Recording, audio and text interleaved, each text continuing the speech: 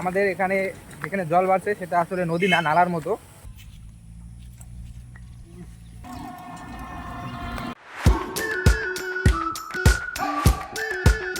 আমি এখন দাঁড়িয়ে আছি রাস্তাতে, আমি দেখাবো নদীর জল বেড়ে গেছে।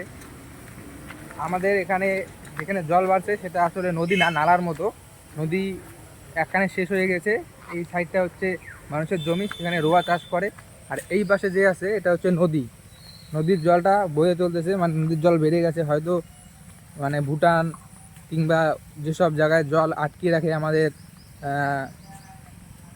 জলপাইগুড়ি ডিস্ট্রিক্টে জল আটকানোর ব্যবস্থা আছে, সেখান থেকে জল ছেড়েছে, সেই জলটা বেড়ে গেছে। অ্যাকচুয়ালি এটা বৃষ্টির জল না। এই দেখুন নদীর জল কতটা বেড়ে গেছে। নদীতে এতটুকু জল ছিল না কালকে, আজকে অনেকটা বেড়েছে। অনেক বছর আগে আমাদের এখানেও জল আটকানোর সিস্টেম ছিল। এই সিস্টেমটা এখন ভেঙে গেছে, হয়তো ওটা অনেক আগের কথা। এই সিস্টেম আটকাইতো নদীর ওই পাশের জলকে, এখন এটা কোনো আটকার ব্যবস্থা নেই, এটা ভেঙে গেছে। এই সিস্টেম থেকে ওই জলটা এদিকে চলে আসছে, এদিক দিয়ে গিয়ে নদী আরেক জায়গায় মিলিত হয়েছে। নদী কোথাও না কোথাও মিলিত হয়েছে। নদীর জল যে এক কানে মিলিত হয়, এটা কিন্তু অনেক বড় জীবনের শিক্ষা। তো আমি আজকে নদীর জলের মাধ্যমে বলছি যে নদী যেমন বয়ে চলে ধীর গতিতে, এইভাবে আমাদের জীবনটাকে বয়ে নিয়ে যাইতে হবে, আমাদের জীবন যাপন করতে হবে।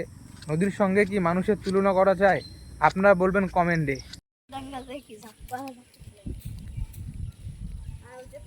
কি বলে তোমাকে?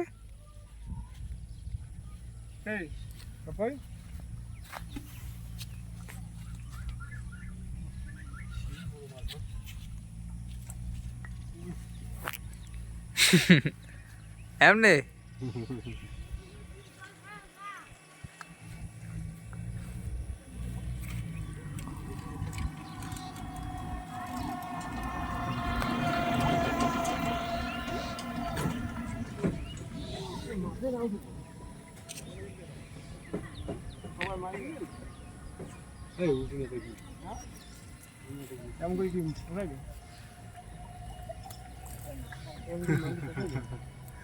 এমনিতে মোবাইলে খারাপ দেখা যায় না জায়গাগুলো। হ্যাঁ,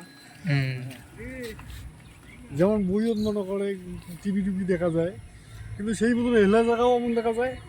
আজকের ভিডিও এইটুকুই, দেখা হবে পরে একটা নতুন ভিডিওতে। টাটা।